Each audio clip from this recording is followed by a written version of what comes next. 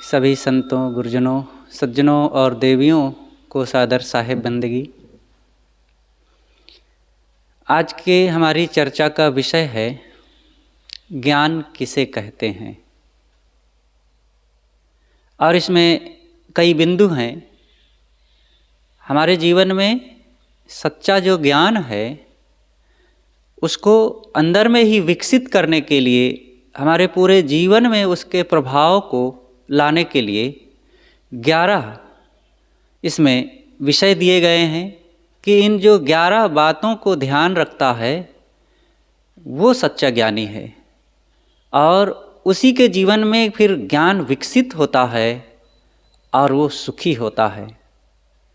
वो सभी ज्ञान क्या हैं और वो सब बातें कैसे जीवन में विकसित होंगी और हमारा जीवन कल्याण की मंजिल की ओर कैसे उत्तरोत्तर बढ़ता जाए और व्यवहार तथा परमार्थ कैसे सुदृढ़ होता जाए, इसके लिए बहुत सुंदर बातें बताई गई है।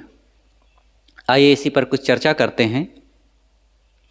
सही और गलत को जान लेना ये ज्ञान नहीं है, ये जानकारी है।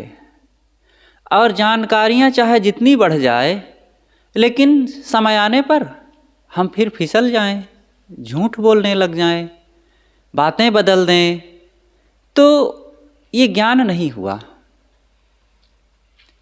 ज्ञान है कि हर परिस्थिति में हम सही तथा गलत को पहचान करके सही की तरफ ही हानि उठा करके भी आगे बढ़ते रहें, तो ये हमारा फिर ज्ञान बन जाएगा। और जानकारी जो कुछ है हमारे पास, वो हमारे भक्ति, सेवा और संयम में बदल करके जिंदगी में पच जाए, तो वो असली ज्ञान है। केवल मुख से बोल देना ये ज्ञान नहीं है। सारे सद्गुण जो ज्ञान के हैं, जिनको हम दूसरों में बताते हैं, ये हमारे जीवन में पूरी तरह से आ जाए, उसको हम जीने लग जाएं, हमारे जीवन में वो सब मन तथा इंद्रियों में क्रियान्वित हो जाएं, तब वो ज्ञान कहलाता है। कर्म और उपासना के माध्यम से ही वो जीवन में क्रियान्वित हो सकता है।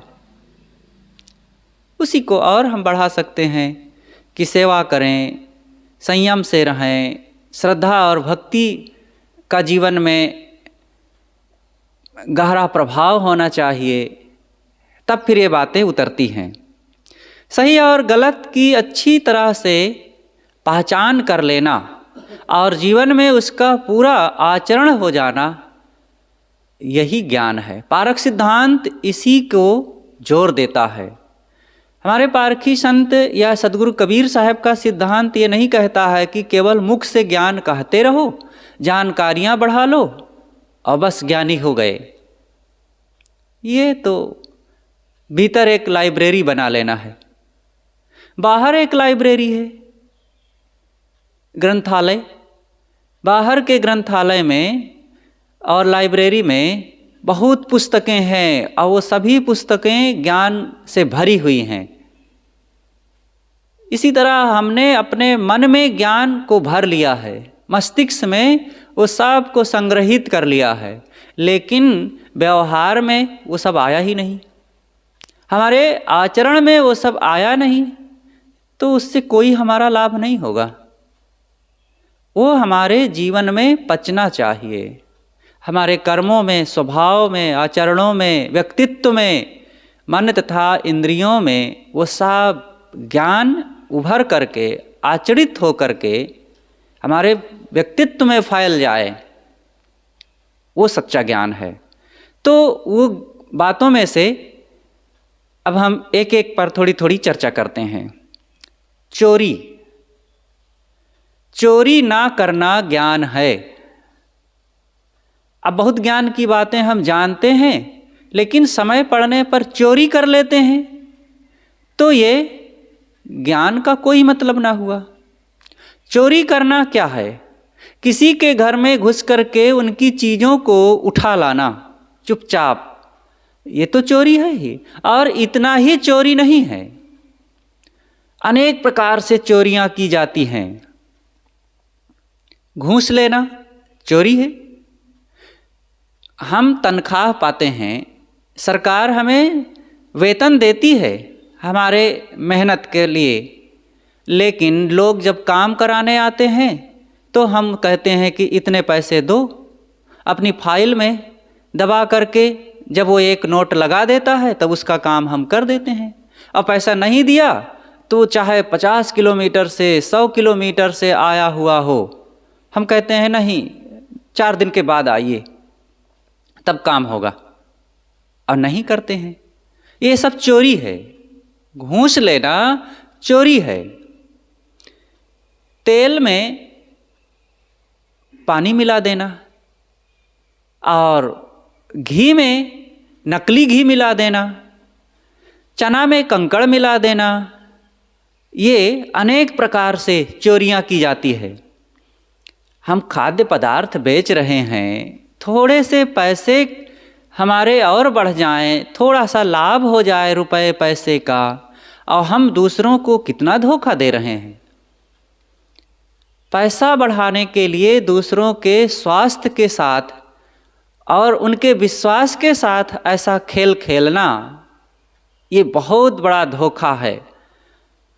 नाप तौल में धोखा देना, डांडी मार लेना।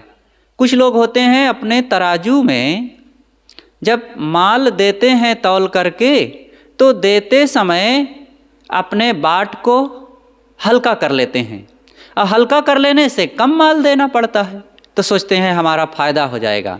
और जब लेते हैं किसी से तो अपने तराजू में जिधर बाट रखते हैं नीचे चुंबक चिपका देते हैं अथवा कोई वजन चीज़ चिपका देते हैं, तो ज़्यादा माल ले लेते हैं।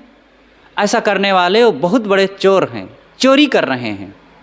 ये बहुत बड़ा अपराध है।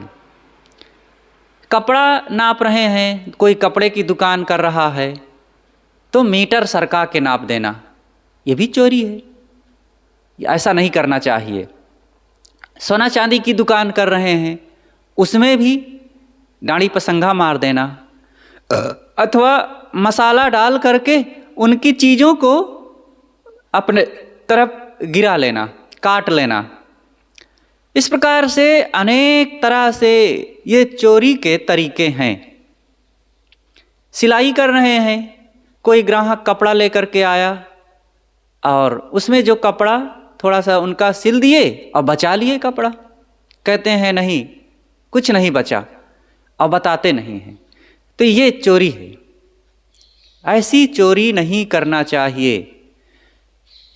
जो ऐसा अपने मन को ये सारे कर्मों से अलग कर लेता है और सब प्रकार से ईमानदारी, प्रेम और सत्य का आचरण करता है, वही चोरी का त्याग किया।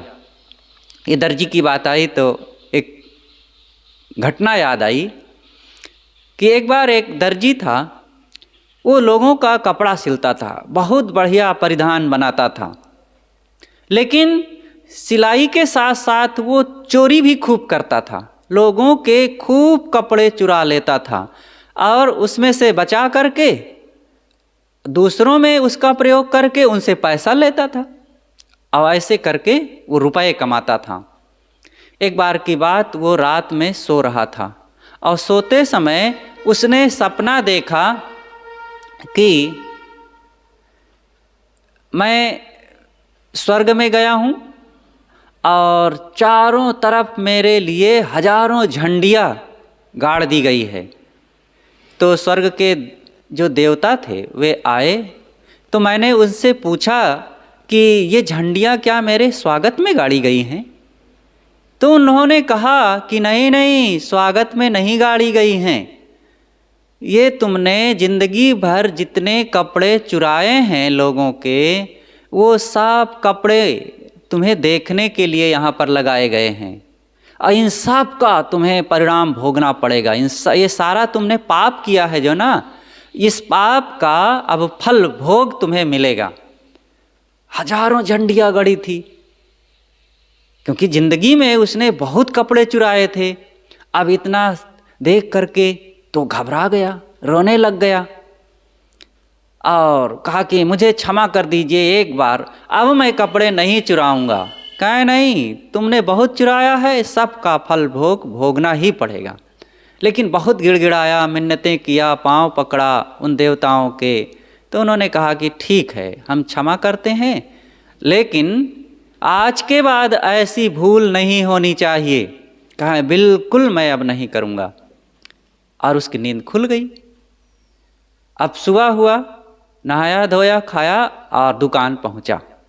अपने साथियों से कहता है कि देखो, जब मैं कपड़ा चुराने लग जाऊं काटते समय, तो तुम लोग इतना ही कह देना, उस्ताद झंडी।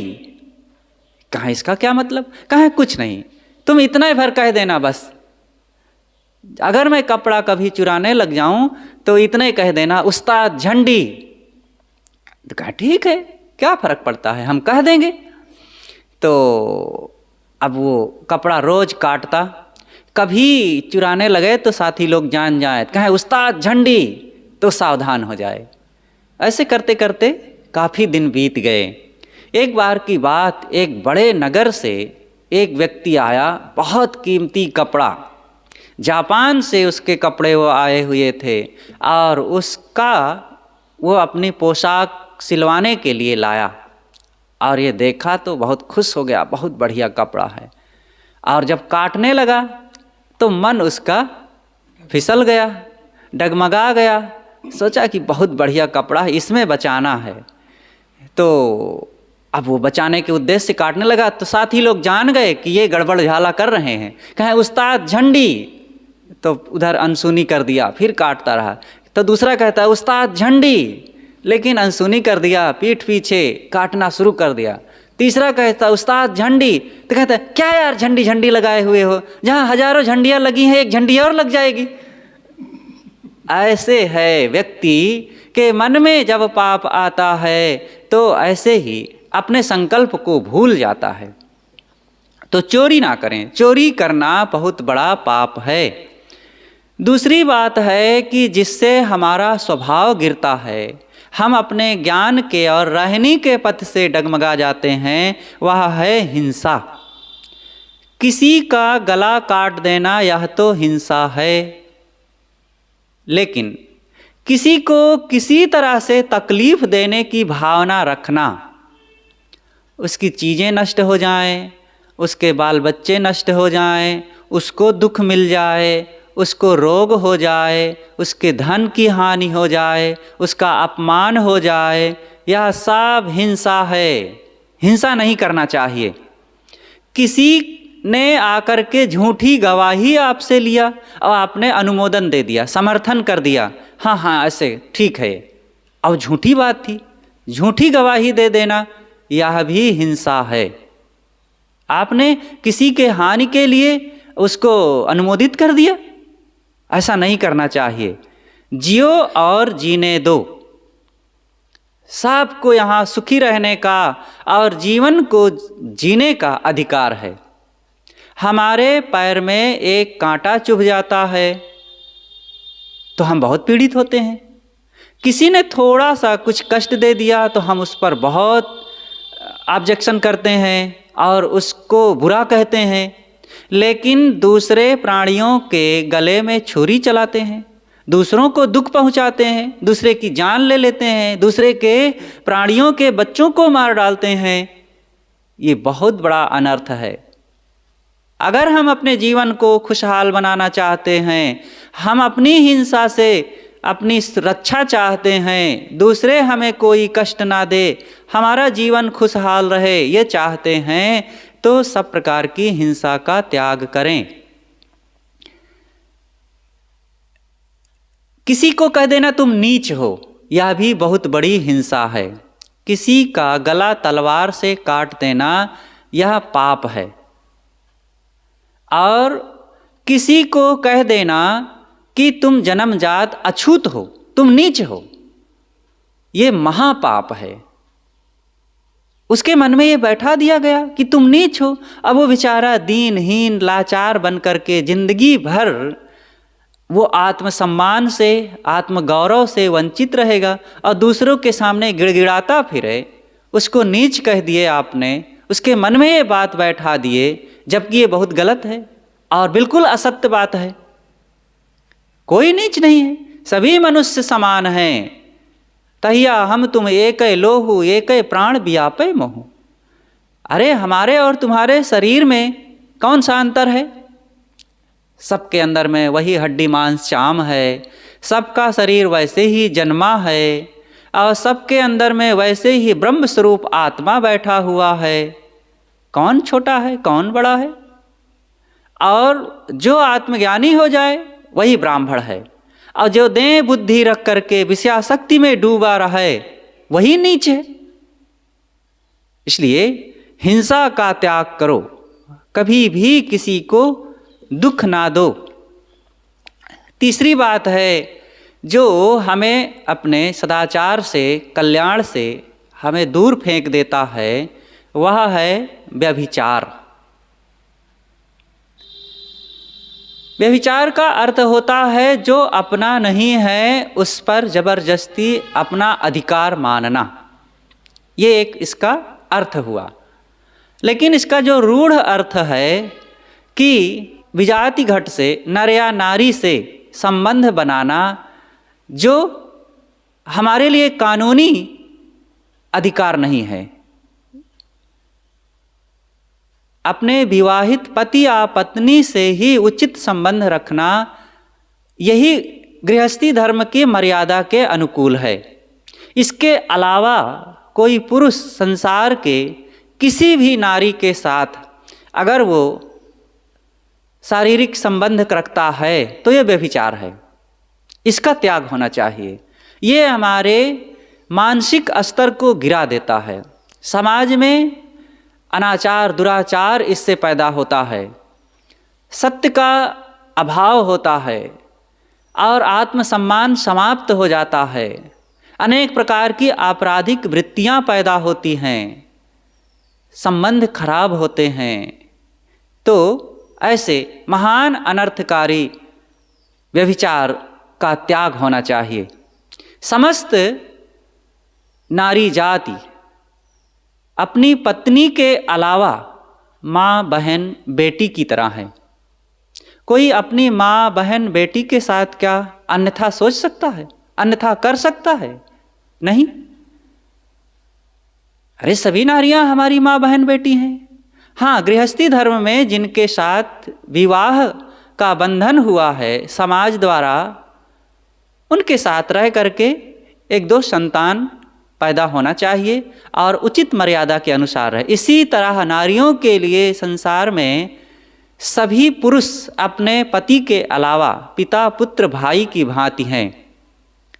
तो सबको इस अनर्थकारी व्यभिचार वृत्ति का त्याग करके अपने मन को पवित्र बनाना चाहिए, क्योंकि इससे शारीरिक गिरावट होती है, शारीरिक स्वास्थ्य नष्ट होता है, बौद्धिक क्षमता नष्ट होती है, बुद्धि के स्तर से मनुष्य मलिन हो जाता है, मानसिक गिरावट होती है, ऐसा व्यक्ति कभी प्रसन्न नहीं हो सकता है। धार्मिक गिरावट आती है, समाज में धर्म की बातें जो कही जाती है, सदाचार की बातें कही जाती है, वो केवल दिखावा, ढोंग ढकोसला बन करके रह जाता है। क्योंकि मुख कछुआ और हृदय कछुआना, सपनों का हो मोह ही नहीं जाना। और आध्यात्मिक पतन तो होता ही है। ऐसी मन स्थिति रखने वाला कभी मन से शांति नहीं पाता है।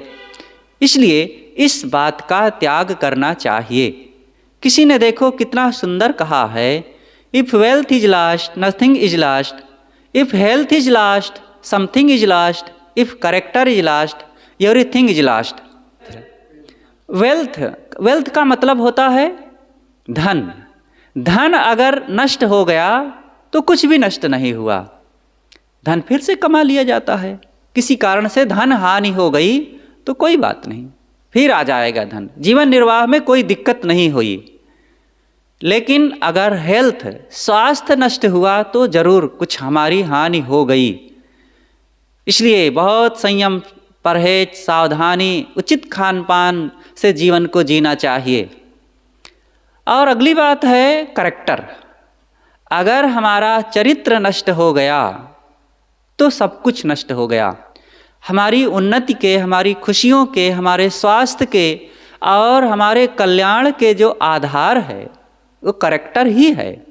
कैरेक्टर के आधार पर ही हम बौद्धिक, मानसिक, धार्मिक, आध्यात्मिक और शारीरिक रूप से सुदृढ़ हो सकते हैं, मजबूत हो सकते हैं, समाज में हम आत्मगौरव के साथ रह सकते हैं। और वही समाप्त हो गया तो सब कुछ गया। शरीर से बना ठना आदमी भी वो मरा मुर्दे की तरह होता है। इसलिए सबको अपने कैरेक्टर को मजबूत करना चाहिए। आज जिधर देखो इसी की गिरावट दिखाई देती है। कैरेक्टर, कैरेक्टर का मतलब होता है चरित्र। चरित्र की मजबूती बढ़नी चाहिए। कितना बढ़िया किसी ने और भी कहा है कि good character is the main foundation of life. मतलब पवित्र आचरण ही जीवन का मुख्य आधार स्तंभ है। किसी भी दिशा में आगे बढ़ने के लिए ये पवित्र आचरण ही आधारशिला है। यही अगर नहीं है तो सब बेकार है। जैसे मकान में एक पिलर है, पिलर ही पूरे मकान के लोड को संभालता है, और वही अगर टूट गया है तो मकान के गिरने में देरी नहीं लगेगी। इसलिए हर इंसान को इस व्यभिचार वृत्ति को त्याग देना चाहिए पूरी तरह से, मन वाणी कर्मों से इसका सर्वथा त्याग करके आत्म कल्याण, आत्म संयम और आत्म गौरव को मजबूत करना चाहिए। चौथी बात है कि कल्याण की दिशा में हम आगे बढ़ें और हमारे जीवन में नैतिकता, सदाचार का पूर्ण पालन हो सके, उसके लिए है निंदा। निंदा का त्याग करें। किसी की कभी भी किसी प्रकार से निंदा ना करें। यह निंदा महा अनर्थकारी है। अपनी निंदा हमें पसंद नहीं है। हमारी कोई आधी जुबान भी निंदा कर दे तो हम उसके ऊपर चढ़ जाते हैं। तुमने ऐसा हमें क्यों कहा? हम दूसरे की छोटी छोटी बातों को, उसकी थोड़ी थोड़ी गलतियों को भूसा की तरह उड़ाते हैं। क्या उसको कष्ट नहीं होता होगा? और फिर ऐसा करने से, निंदा करने से भला हमारा क्या लाभ हो जाएगा? ये तो अपना ही मन गंदा करना हुआ, मलिन करना हुआ। अपने मन को कभी भी गंदा ना करो, ये महापाप है, इससे बचना चाहिए। जो व्यक्ति दूसरों की निंदा करता है, जिससे निंदा करता है, उसकी नज़रों में भी गिर जाता है। भले वो हमारी किसी की बुराई करने वाली बात को सुन लिया है, लेकिन वो जान गया है कि ये व्यक्ति बहुत कच्चा इंसान है, ये बहुत गिरा हुआ व्यक्ति है। दूसरे की बुराइयां ये इधर से उधर कहता फिरता है, और दूसरे की बुराई हमसे कह रहा है, और थोड़े दिन में ये हमारी बुराई और किसी से करेगा। इसलिए इस अनर्थकारी निंदा का त्याग करें, क्योंकि अच्छे लोग कभी भी किसी की निंदा सुनना भी नहीं चाहते। वो करते तो हैं ही नहीं, किसी के द्वारा किसी की निंदा सुनना भी वे पसंद नहीं करते हैं। एक बार हाई कोर्ट के एक वकील गुरुदेव जी से मिलने के लिए आए। गुरुदेव जी ने उनका कुशल समाचार पूछा और फिर कहा कि आप क्या करते हैं? उन्होंने कहा, महाराज मैं वकालत करता हूँ। महाराज मेरे लिए जज बनने का ऑफर आया, लेकिन मैंने उसको तिरस्कृत कर दिया, ठुकरा दिया। मैंने कहा बकवास सुनते रहने से अच्छा बकवास करना ठीक है। अरे जज हो गए तो क्या हो गए, वकील हैं तो दिन भर बकवास करेंगे, और जज हो गए तो दिन भर बकवास सुनेंगे। तो बकवास सुनने से अच्छा बकवास करना ठीक है कि चलो मन की भड़ास को निकाल दें। और बकवास सुनने वाला तो रात दिन झूठे बात सुन रहा है, दूसरे की इधर उधर की लंद फंद की झूठ फल छल फौरेब यही सब सुनता है, और उसी में वो अपना स्टेटमेंट देता है। तो उसकी बात वो बड़ी अच्छी लगी, मनोरंजक। उन्होंने कहा कि बकवास सुनने से मैं अच्छा मानता हूँ बकवास करना, तो किसी की निंदा ना करें। अगली बात है हमारा जीवन कैसे आध्यात्मिक दिशा में आगे बढ़े। गाली का त्याग करें, गाली मत दो। गाली का मतलब है अपशब्द कहना। वे कैसे अधम लोग हैं, वे अपनी जुबान से जहाँ से शरीर की गंदगी निकलती है, मलमूत्र बहते हैं, उन अंगों को रात दिन जपते रहते हैं और दूसरों के सामने बोलते रहते हैं। क्या मिलता है उनको? अरे कहीं कोई गंदगी पड़ी हो और बार बार हम कहें गंदगी गंदगी, थूक, पेशाब, टट्टी, और यही हम कहते रहें तो इससे भला हमें क्या मिलेगा? कौन सा लाभ हो जाएगा? अरे कहना ही है तो ये कहो ज्ञान, भक्ति, सत्संग, शांति, कल्याण, संयम, भक्त और वैराग, ये कहिए। अगर किसी से कुछ कहना ही है तो इन शब्दों का उच्चारण कीजिए, तो इससे आपके मन में वो ज्ञान को ग्रहण करने के लिए, वो सद्गुण को अपनाए रखने के लिए, उससे जो लाभ मिलता है वो मन आनंदित हो जाएगा याद करके। लेकिन ऐसा नहीं, लोग बात बात में गाली देते हैं, यहाँ तक कि जहाँ रहेंगे कुछ भी बात हो गई साले कहीं के, और कुछ का कुछ बोलते रहेंगे।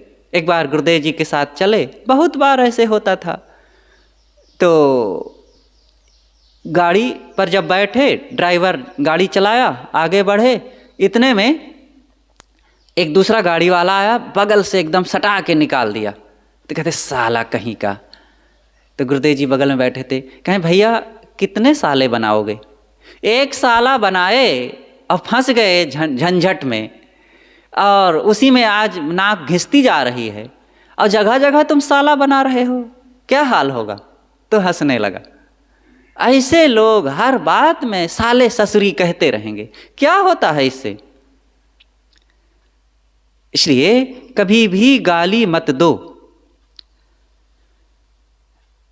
आपके घर में कोई व्यक्ति आया और आपने उसको एक रुमाल दिया और रुमाल नहीं लिया, तो रुमाल किसकी होगी? आपकी ही तो होगी ना। वो नहीं लिया तो आपके पास ही वो लौट करके फिर से आ जाएगी। इसी तरह आपने किसी को गाली दिया और वो गाली किसी को पसंद ही नहीं है, पूछ लीजिए पहले, अच्छा भाई आप आए हैं, आपको पसंद है कि नहीं गाली, और फिर तब गाली दीजिए। और वो पसंद करे तो ठीक है, गाली दीजिए उसको। लेकिन हमें तो ये विश्वास है कि गाली किसी को पसंद नहीं है, और आप दे रहे हैं, तो सोचिए वो गाली किसको पड़ी? खुद को पड़ी ना।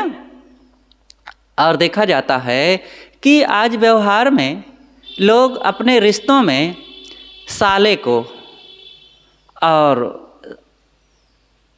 साला बहनोई और देवर भौजाई और समधी समधी, विवाह गौना आदि में एक दूसरों को गाली देते हैं। गाली देना वहाँ लोग बड़ी सभ्यता मानते हैं और कहते हैं यही तो मौका है।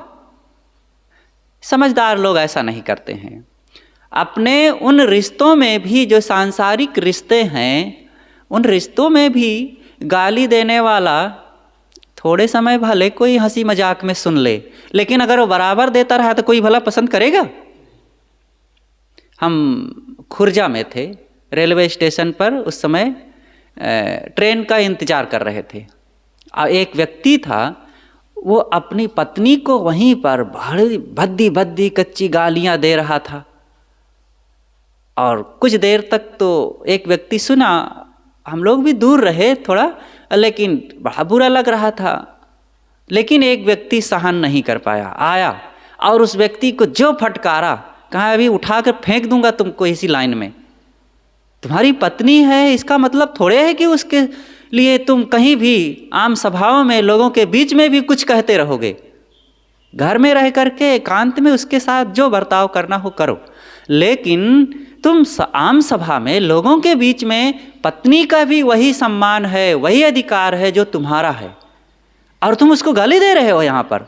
जो तुम्हारे घर को, तुम्हारे बाल बच्चों को, तुम्हारे माँ बाप को, तुमको सब प्रकार से रक्षा कर रही है, सुविधाएं दे रही है, घर को संभाल रही है, उसको गाली तुम किस अधिकार से दे रहे हो? कभी भी पत्नी को भी गाली देना उचित नहीं हो सकता है। इसलिए गाली का त्याग करें। गाली देने वाला व्यक्ति कभी भी किसी की नज़र से सम्मान नहीं पाता है। पत्नी के भी नज़र से वो कभी सम्मानित नहीं हो सकता है अगर वो गाली देता है तो। इसलिए ये महान अनर्थकारी मन के इस भाव का त्याग करें। गाली देना ये मन से निकलता है। अरे उसी मन से आप प्रेम, सहिष्णुता की बातें, सम्मान की बातें, मीठी बातें, अगले के दिल और मन में प्रसन्नता हो जाए, शांति मिल जाए, ऐसे भी बात तो कह सकते हो। लेकिन अंदर में तो जहर भरा हुआ है, कचड़ा भरा हुआ है, मलिनता भरी हुई है, तो कहाँ से पवित्रता निकले? जो रहे करवा से निकले टोटी। तो अंदर में ज्ञान भरो, सद्गुण सदाचार भरो। असत्य भाषण, असत्य भाषण का मतलब है कि कुछ का कुछ बोल देना। किसी के सामने हमने जो कहा है हकीकत में वो ना हो और ऐसा उसे कह देना, ऐसा उसे विश्वास दिला देना और ऐसा कह करके उसको गुमराह कर देना, ये सब असत्य वचन है। ऐसे झूठ का वचन नहीं बोलना चाहिए। ऐसा जो बोलता है वो अपनी ही नज़रों से स्वयं गिर जाता है। वो कभी भी दूसरों के सामने आत्मसम्मान नहीं पाता, नज़र मिला करके बात नहीं कर सकता है, वो नज़रें चुराता है। इसलिए झूठ कभी ना बोलो। सदगुरु कबीर ने कहा है, साँच बराबर तप नहीं, झूठ बराबर पाप, अजाके हृदय साँच है, ताके हृदय आप। सत्य के बराबर कोई तपस्या नहीं है और झूठ के बराबर कोई पाप नहीं है। इसलिए कभी भी झूठ मत बोलो। झूठी गवाही आपने दे दिया, ये ठीक नहीं है। किसी को आपने झूठ बोल करके फंसा दिया मुकदमे में, किसी की चीज़ों की हानि करवा दिए, किसी की दुकान में हानि करवा दिए, ये गलत है। एक बार गुरुदेव जी के पास एक लड़का आया, उसकी उम्र रही होगी 25-27 साल की, और बैठा प्रणाम किया, बड़ा शालीन, विनम्र, मासूम दिख रहा था। गुरुदेव जी ने उससे कुछ बातें किया और कहा कि बेटा कुछ काम करते हो? पढ़ाई तो पूरी हो गई, अब कुछ अर्थोपार्जन का काम शुरू किए कि नहीं? कहे महाराज शुरू नहीं किया। गुरुदेव जी ने कहा बेटा कुछ काम करो, अगर जिंदगी जीना है, घर गृहस्थी में तुम्हें रहना है तो कुछ कमाओ भी, ऐसे नहीं काम चलेगा। कहे महाराज मैं भी सोचता हूँ क्या करूँ, आप बताइए। गुरुदेव जी ने कहा ऐसे ही यूँ ही कह दिया कि अच्छा तो ठीक है, तुम बिजली का काम करो, बिजली का सामान दुकान धर लो और उसको बेचो उचित मार्जिन लेकर के। कहा ठीक है महाराज। अब वो काम शुरू कर दिया तो चलने लगी दुकान, थोड़ी थोड़ी, बहुत थोड़ी थोड़ी। 1 साल के बाद फिर से आया, गुरुदेव जी ने पूछा बेटा क्या हाल है, कुछ लाभ हो रहा है कि नहीं? कहे महाराज एकदम नाम मात्र, दाल रोटी चल रही है। कहे कोई बात नहीं, तुम घबराना नहीं, काम तो चल रहा है ना, जीवन चल रहा है, गुजारा हो रहा है, और चलो करो। कहे महाराज मेरी दुकान के सामने एक दूसरे की दुकान है और उसकी बहुत चलती है। अब वो मुझसे कहता है कि यार ऐसे दुकान नहीं चलाई जाती है, ऐसे नहीं पैसा कमाया जा सकता है। अरे कमाना है तो 10 रुपया का माल ले आओ और उसको 80 रुपये बताओ, 100 रुपये बताओ, और लोग खरीदेंगे और उससे कमाई होगी। फिर महाराज अब वो बहुत कमाता है, एकदम चकाचक है। तो गुरुदेव जी ने कहा कि बेटा वो बहुत गलत कर रहा है, तुम ऐसा मत करना, और देखना थोड़े दिनों में उसका सब बैठ जाएगा, और तुम ईमानदारी से काम करो। तुम 10 रुपया का माल लाओ तो 12 रुपये में बेचो, बहुत हो तो 13 रुपये में, 14 रुपये में बेच सकते हो, लेकिन इतना भी ज़्यादा है, 12 रुपया ही काफ़ी है। अब 11 मिल जाए तो कोई कम नहीं है। और ऐसा जब करोगे तो लोगों के विश्वास को जीत लोगे, लोगों में आप तुम ईमानदारी अपनी फैला दोगे और जब आप विश्वास जीत लेंगे, अपनी सत्यता का परिचय दे देंगे, तो लोग तुमसे जुड़ेंगे और बार बार फिर आएंगे, और जब बार बार आएंगे तो तुम्हारी दुकान खूब चलेगी और पैसा कमाओगे, और साथ साथ फिर अस्थायित्व रहेगा। जिंदगी भर तुम उन ग्राहकों से जुड़े रहोगे और कमाते रहोगे, मन को शांति मिलेगी और कोई कमी नहीं रहेगी। ऐसा करना। क्या ठीक है महाराज, मैं ऐसे ही करूँगा। और वो व्यक्ति, वो लड़का फिर ऐसे ही करता रहा। उसकी दुकान धीरे धीरे चलती गई और खूब चलने लगी। अब ग्राहकों की भीड़ लगी रहने लगी। और उधर क्या हुआ, जो उसके सामने दुकानदार था, उसका थोड़े दिनों में सारे ग्राहक टूट गए और सारा उसका मामला बैठ गया। जब फिर 2 साल के बाद आया वो व्यक्ति गुरुदेव जी के पास, गुरुदेव ने पूछा, बेटा अब क्या हाल है दुकान की? कहे महाराज अब बढ़िया चलता है, खूब गुजारा हो रहा है, कोई कमी नहीं, बहुत ज़्यादा तो नहीं है लेकिन कोई कमी नहीं है। कहा ठीक है बेटा, बस इतना काफ़ी है। लेकिन महाराज वो जो दूसरा दुकानदार था मेरे सामने, उसका बैठ गए। कहे होना ही था यही, ये तो मुझे पता ही था, यही होना था। इसलिए कभी भी असत्य ना बोलो। गुरुदेव जी एक घटना और कहा करते थे कि उनके बचपन में गांव में ही एक व्यक्ति तेल और अनाज का कोटा लिया था। तो समय समय से जांच करने वाले अफसर आते थे और कहते थे कि इतना तुमने अनाज निकाला, तेल बेचा, इसका हिसाब दो। तो हिसाब देता था तो बहुत थोड़ा सा उसको फ़ायदा मिलता था। तो कहें हुजूर लाभ नहीं मिलता है, अब ये सब काम करने में लाभ नहीं मिलता। अरे तुम लाभ के चक्कर में पड़े हो, गुजारा हो रहा है कि नहीं, दाल रोटी चल रही कि नहीं? कहें हाँ वो तो चल रही। कहें बस दाल रोटी चलाओ, लाभ के चक्कर में मत पड़ो। तो अफसर ने उस कोटेदार को ऐसे समझाया था। तो ये उचित है। जो लोग लाभ के चक्कर में बहुत पड़ेंगे वो मुंह के बल गिरेंगे। इसलिए कभी भी अपने ग्राहकों से झूठ बोल करके उनको धोखा मत दो। ईमानदारी से सत्य बोलो। सत्य बोलने वाला सदैव शांति पाता है और भौतिक व्यवहारिक क्षेत्र में भी उसकी उन्नति होती है। झूठ बोलने वाला कैसे फंसता है, एक और उदाहरण सुने। एक लकड़हारा था और वो लकड़ी काट काट करके अपने परिवार को पालता था। एक दिन की बात, वो लकड़ी काटने के लिए गया कुल्हाड़ी लेकर के, और एक नदी के किनारे एक पेड़ पर चढ़ करके लकड़ी काटने लग गया। इतने में अचानक उसके हाथ से कुल्हाड़ी छूट गई और नदी में गिर गई। वो जल्दी जल्दी उतरा और नदी में कुल्हाड़ी को खोजने लगा। बहुत प्रयास करने के बाद भी कुल्हाड़ी नहीं मिली।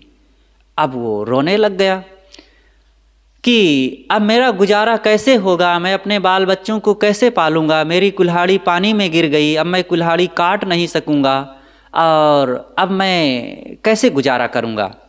ऐसा कह करके बहुत दुखी हो करके वो रोने लग गया। तो कहा जाता है कि जल का देवता वरुण भगवान प्रकट हो गए। उसने पूछा कि तुम क्यों रो रहे हो? उसने बताया अपनी बात कि मैं गरीब आदमी हूँ, लकड़ियाँ काट करके गुजारा करता हूँ और लकड़ी काटते काटते मेरी कुल्हाड़ी पानी में गिर गई, अब मैं कैसे अपने परिवार को पालूंगा। वरुण भगवान ने कहा अच्छा ठीक है, मैं तुम्हारी कुल्हाड़ी का पता लगाता हूँ। और वो पानी में डुबकी लगाए और एक कुल्हाड़ी लेकर के आए, चांदी की कुल्हाड़ी। कहा देखो ये तुम्हारी कुल्हाड़ी है। तो देखा कि ये तो मेरी कुल्हाड़ी नहीं है। कहा नहीं नहीं नहीं, ये मेरी कुल्हाड़ी नहीं है, ये तो चांदी की है, मेरी लोहे की कुल्हाड़ी थी। अच्छा। तो फिर वरुण भगवान डुबकी लगाए और अब की बार सोने की कुल्हाड़ी लेकर के निकले। कहें ये तुम्हारी कुल्हाड़ी है? तो फिर ये लकड़हारा कहता है नहीं नहीं भगवान, ये मेरी कुल्हाड़ी नहीं है, ये तो सोने की है, मेरी कुल्हाड़ी लोहे की थी। अब फिर वरुण भगवान डुबकी लगाए और अब की बार 3 कुल्हाड़ी लेकर के निकले। चांदी की, सोने की और लोहे की भी। कहा देखो इसमें से कौन तुम्हारी कुल्हाड़ी है। तो दौड़ करके अपनी लोहे वाली कुल्हाड़ी को पकड़ लिया, कहा ये मेरी कुल्हाड़ी है। उसकी ईमानदारी से खुश होकर के वरुण भगवान ने उस लकड़हारे को लोहे की कुल्हाड़ी के साथ साथ चांदी की और सोने की भी कुल्हाड़ी दे दिया और वो ले करके गया। अब जिसके पास चांदी की, सोने की कुल्हाड़ी हो जाए उसके धन होने का क्या आनंद है, और बहुत धनी हो गया। अब धीरे धीरे उसके घर बनने लगे और सब चीज़ें खूब मजबूत होने लगी, सुदृढ़ हो गया धन से। तो पड़ोस में एक सेठ जी रहते थे। उसने पूछा, ये ईमानदार सीधा साधा सरल व्यक्ति था। इसने बता दिया कि मैं लकड़ी काटने गया नदी के किनारे, काटते काटते मेरी कुल्हाड़ी नदी में गिर गई और मैं दुखी होकर रोने लगा। तो वरुण भगवान निकले और वो मुझसे पूछे तो मैंने बताया, तो वो मुझे ये 3 कुल्हाड़ियाँ दे दिए, चांदी की, सोने की और मेरी लोहे की भी। अच्छा, इस तरीके से धनवान बना जाता है। अब वो सेठ जी भी लालच में पड़ गए और सोचे कि मैं भी ऐसे करता हूँ। अब आए वो बड़ी तोंद वाले सेठ जी, वो भी पेड़ पर किसी तरह एक लोहे की कुल्हाड़ी लेकर के चढ़े और लकड़ी काटने लग गए उसी नदी के किनारे। अब लकड़ी काटते काटते काफ़ी देर हो गया और कुल्हाड़ी उसकी छूटती ही नहीं है।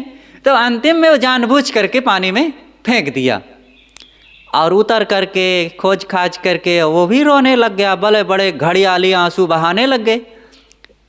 तो जब रोने लग गया तो वरुण भगवान फिर से निकले। कहें क्यों रो रहे हो? कहें भगवान मैं गरीब आदमी हूँ, मेरी कुल्हाड़ी गिर गई और उसी कुल्हाड़ी से लकड़ी काट करके मैं अपना परिवार पालता था, अब मेरा गुजारा कैसे होगा। वरुण तो समझ गए कि ये झूठा आदमी है, ये बड़ा तोंद वाला, ये गरीब आदमी है। तो डुबकी लगाए, कहा ठीक है मैं तुम्हारी कुल्हाड़ी ला रहा हूँ। और लगाए डुबकी तो कुल्हाड़ी लोहे वाली लेकर के आए। कहें ये तुम्हारी कुल्हाड़ी है? तो सेठ ने सोचा कि अगर मैं कह देता हूँ हाँ यही मेरी कुल्हाड़ी है तो सोने वाली और लोहे वाली तो नहीं मिलेगी, तो फिर झूठ बोला, नहीं नहीं ये मेरी कुल्हाड़ी नहीं है। तो अब की बार वरुण भगवान चांदी की कुल्हाड़ी लेकर के निकले कि ये तुम्हारी कुल्हाड़ी है।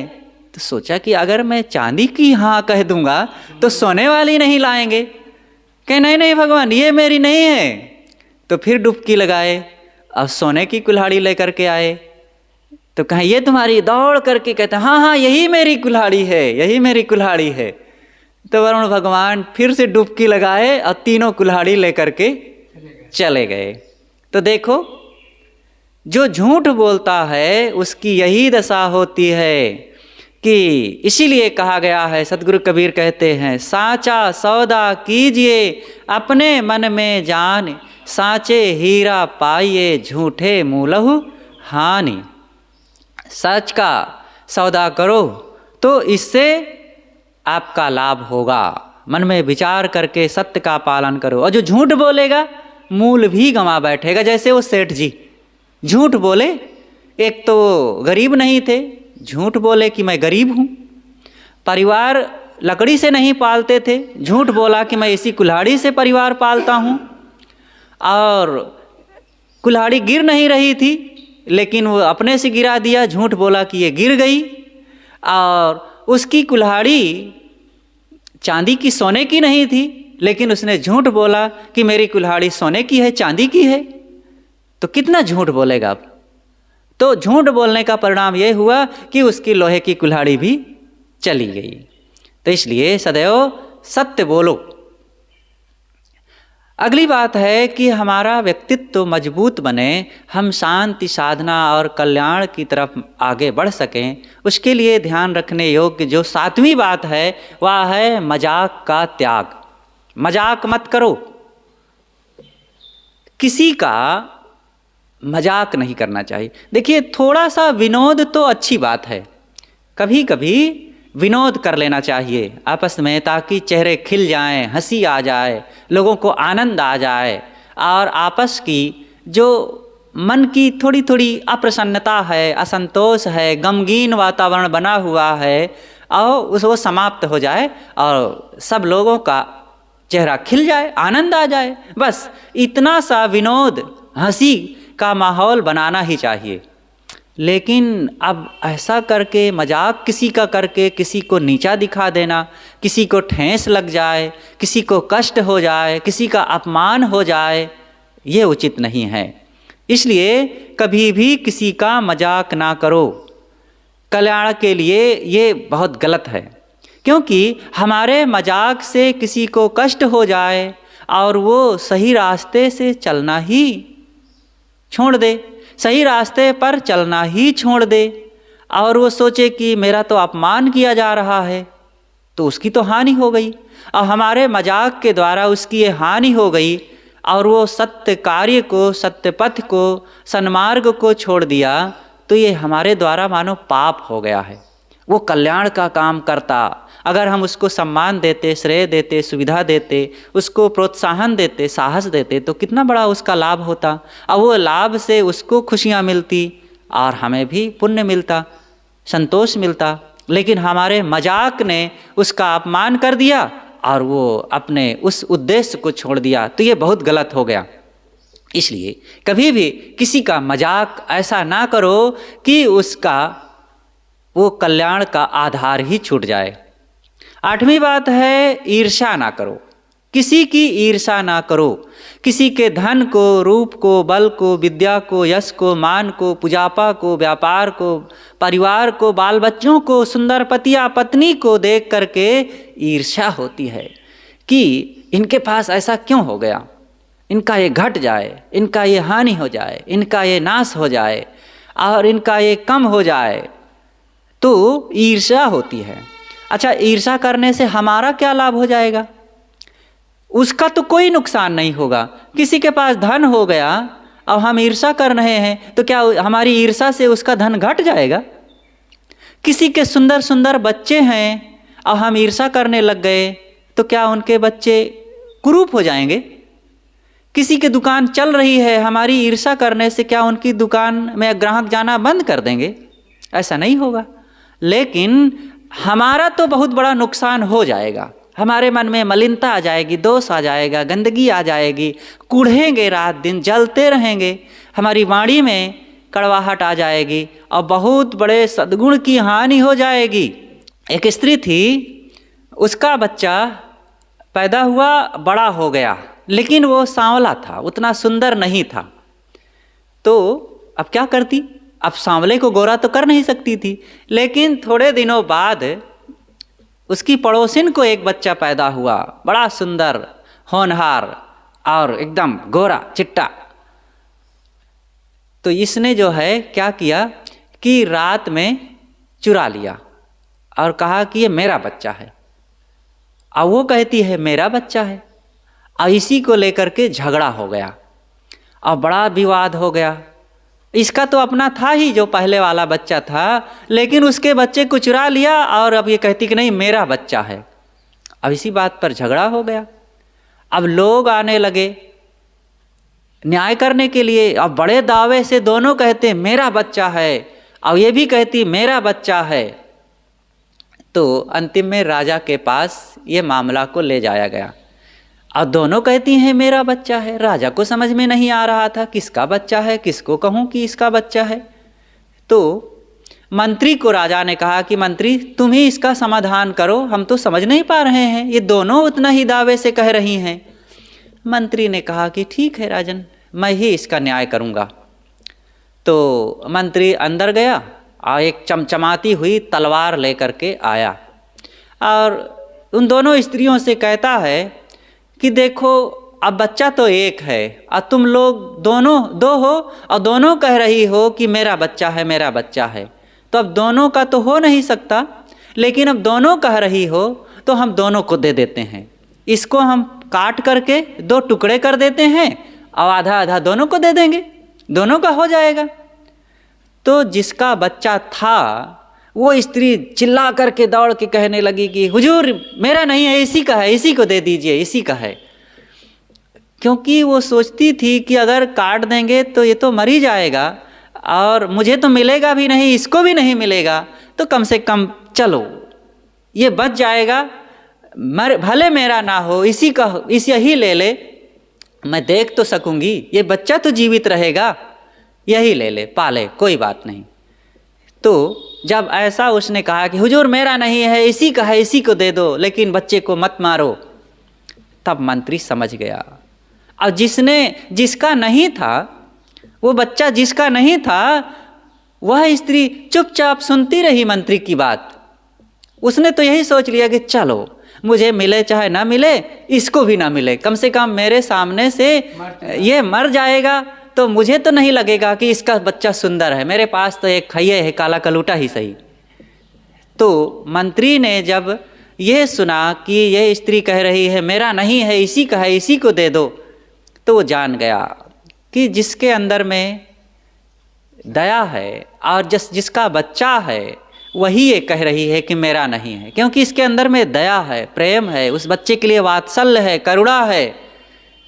तो वो बच्चे को लेकर के उस स्त्री को दे दिया जिसने कहा था कि ये मेरा नहीं है। तो इस प्रकार से ईर्षा करने वाला कभी कोई लाभ पाता नहीं, बल्कि अपनी ही हानि कर बैठता है। जो योग दर्शन में ये बात आई है कि मुदिता, मैत्री, करुणा, उपेक्षा, उसी में इस बात को बताया गया है कि मुदिता रखो। मुदिता रखने से सुखियों को देख करके प्रसन्नता होती है। मुदिता, सुखी लोगों को देख करके कुछ लोगों को ईर्षा होती है कि इनके पास घर है, इनका धन है, इनका व्यापार है, इनकी दुकान है। तो महर्षि पतंजलि जी कहते हैं कि प्रसन्न हो, ईर्षा ना करो। जब आप सुखियों को देखकर प्रसन्न होंगे तो ईर्षा रूपी दोष समाप्त हो जाएगा। और पुण्य आत्माओं से भी ईर्षा होती है। कभी कभी कोई पुण्य का काम कर रहे हैं और सेवा का काम कर रहे हैं तो हमारे मन में होता है कि यह लोग इतना क्यों ऐसा कर रहे हैं। तो उनसे मैत्री रखो। जब उनसे मित्रता रखोगे तो उनसे जो है आप सद्गुण सीख सकेंगे, अच्छा करने के लिए प्रेरणा पा सकोगे। तो आपके मन का जो अनर्थ है वो दोष समाप्त हो जाएगा। और दुखियों पर करुणा करो। कोई दुखी है तो हम ये ना कहेंगे अरे अभागे अपने पाप का फल भोग रहे हैं, अपने कर्मों का फल भोग रहे हैं, तो ऐसा ना कहो। करुणा करो कि अरे बेचारे देखो कितना दुखी हैं, कभी इन्होंने कुछ गलती किया होगा तो कर्मों का आज फल मिल रहा है, हम इनकी सेवा करें, इनको आज सहयोग की ज़रूरत है और हम गलत ना करें, नहीं तो हमें भी दुख मिलेगा। तो ऐसा करने से हमारे मन का पाप मिटता है और सद्गुण बढ़ता है, करुणा बढ़ जाती है और हमारे अंदर वो पवित्र भावना आ जाती है। और दुष्टों को देख करके उपेक्षा करो। दुष्टों को देख करके घृणा होती है तो उपेक्षा करो, घृणा नहीं। उनसे ना निकट से ना दूर से, ना उनके लिए प्रेम करो ना उनसे बैर करो, क्योंकि कुत्ता से बहुत प्रेम करेंगे तो वो मुंह चाटेगा और बैर करेंगे तो काटने आएगा। तो ना उनसे बैर और ना प्रेम। तो उपेक्षा भाव, उपेक्षा रखना, दुष्टों से उपेक्षा भाव। उपेक्षा रखने से उनके प्रति बैर का भाव समाप्त हो जाएगा। तो इस प्रकार से हम ईर्षा रूपी इस मल का त्याग करें। अगली 9वीं बात है क्रोध का त्याग करें। क्रोध ना करो। क्रोध करने से हमारे हृदय में बहुत बड़ा दोष आ जाता है। हमारे हृदय की जो प्रेम की, शांति की अग्नि, प्रेम और शांति की जो धारा है वो सूख जाती है। अंदर में क्रोध की अग्नि धधकने लगती है। किसी भी बात को लेकर के मन में विचलन आ जाता है और आंखें लाल हो जाती है, अंग फड़कने लगते हैं, दांत किटकिटाने लगता है, व्यक्ति रोए खड़े हो जाते हैं और अन्यथा कुछ करने लग जाता है, अनर्थ करता है। क्रोध में कभी भी व्यक्ति कुछ अच्छा नहीं करता, बुरा ही बुरा करता है। ऐसे व्यक्ति का खून खौल जाता है, वो शरीर से रोगी हो जाता है, सर दर्द बढ़ जाता है, कर्तव्य का बोध नहीं रह जाता है, यहाँ तक कि अपने माँ बाप, पत्नी, बच्चे के साथ अनुचित बर्ताव करने लग जाता है।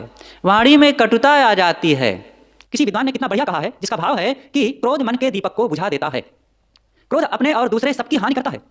एक शराब हो, शराब जिस प्याले में रहती है उस प्याले का नुकसान नहीं करती है, उसको जो पीता है उसको हानि पहुंचाती है। लेकिन क्रोध तो जिस प्याले में रहता है, मतलब जिस व्यक्ति से उत्पन्न होता है उसी का नुकसान करता है, और फिर जिस व्यक्ति के पास जाता है उसका भी नुकसान करता है। तो शराब से भी ज्यादा खतरनाक है क्रोध। क्रोध एक माचिस की दिया सलाई की तरह है। जैसे माचिस की दिया सलाई को जलाओ तो पहले खुद जलती है और फिर दूसरे को जलाती है, ऐसे क्रोधी व्यक्ति खुद जलता है और दूसरों को भी जलाता है। इसलिए क्रोध ना करो। क्रोध सबन को काल है, क्रोध है जंजाल, शिव दुर्वासा क्रोध बस बहुत है भय बेहाल। अभिमान और मद का त्याग करें। 10वीं बात है कि हम सद्गुण सदाचार में आगे बढ़ करके आप आत्मकल्याण की तरफ आगे बढ़ें, तो उसमें सबसे बड़ा ये अवरोध है अभिमान और मद। अपने धन को, कुटुंब को और विद्वता को और अपनी कुलीनता को, हम ऊंचे खानदान के हैं, अपने ज्ञान को देख करके अभिमान होता है, उसकी नींद हाँकी जाती है, उसका लोगों में बहुत बड़ा बखान किया जाता है, हमारे ये है, हमारे वो है, तुम क्या समझते हो। एक व्यक्ति है, उसके पास 5 मन धान होता था, तो अपने पड़ोसी से वो कहता है कि मेरे पास तो 8 मन धान इस साल हुआ है।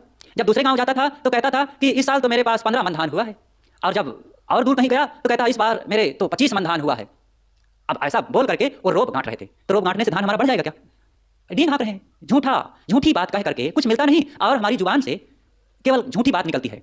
वही जब उसका बेटा बाहर गया, उन्हीं लोगों में, उन्हीं पड़ोसियों में, उन्हीं रिश्तेदारों में, तब वही व्यक्ति, उसका बेटा जब अपने पड़ोसी में गया तो 5 मन तो धान हुआ था, तो उसने भी कुछ कहा, तो जब अपने पड़ोसी से कहा कि इस साल 6 मन धान हुआ है, तो देखो उसने कहा था 8 मन धान हुआ है, तो अब बात पकड़ गई कि कहता है 6 मन धान हुआ है। और यही जब वहाँ गया दूसरे गाँव में अपने उन मित्रों से मिलने के लिए, तो कहा इस साल 8 मन धान हुआ है, तो वो भी जान गया कि अरे वो तो 15 मन धान कह रहे थे। और जब दूसरे जिला में रिश्तेदारी में गया तो कहा कि इस साल 10 मन धान हुआ है, तो अब वो जान गए कि देखो तो इनके पिताजी तो 25 मन धान कह रहे थे। तो इससे अविश्वास फैलता है। इसलिए कभी भी झूठ मत बोलो, सजन रे झूठ मत बोलो, खुदा के पास जाना है।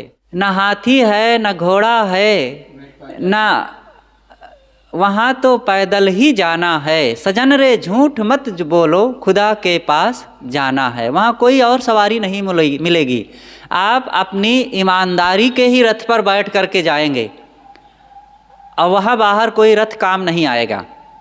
इसलिए सदैव सत्यवाणी बोलो, झूठ मत बोलो। अगली अंतिम बात है कि छल का त्याग करो, छल ना करो। किसी के साथ छल करोगे क्या मिलेगा? दिखाऊ बातें ना करो।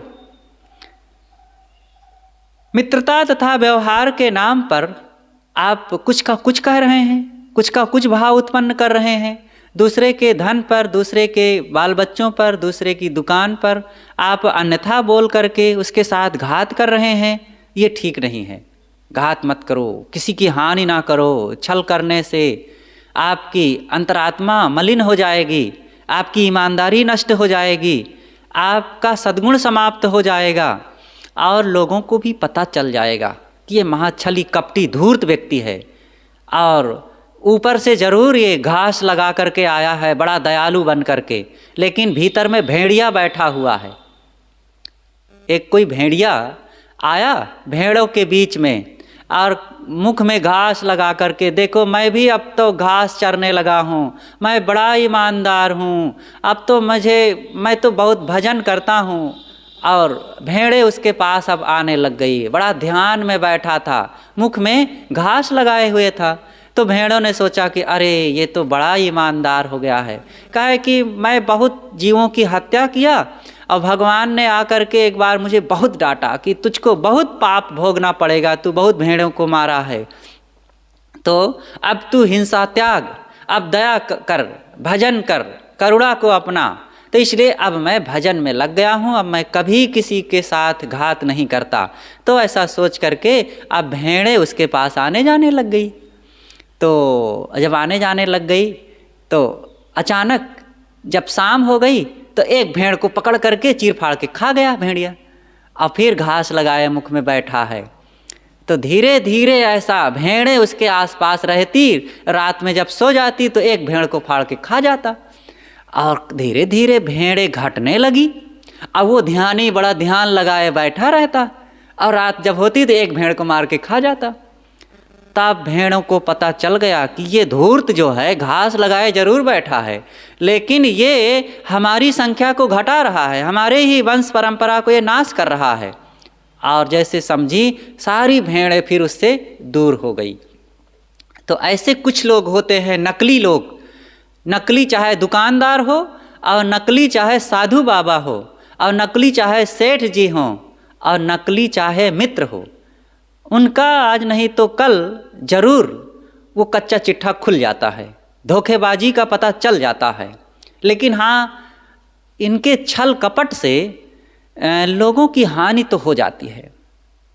लेकिन चलो, लोगों की हानि हुई, कुछ तो पता चल ही गया बाद में, लेकिन इसने सबसे बड़ी अपनी हानि कर बैठा। छल करने वाला अपनी अंतरात्मा को छल लेता है, इसलिए कभी भी किसी के साथ छल नहीं करना चाहिए।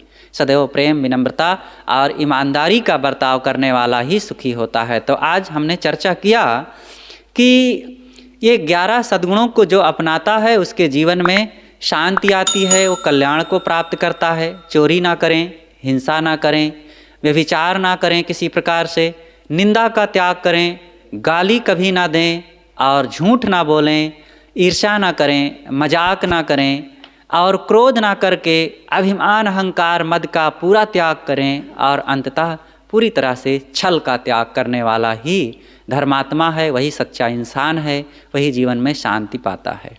बोलिए सद्गुरु देव की जय।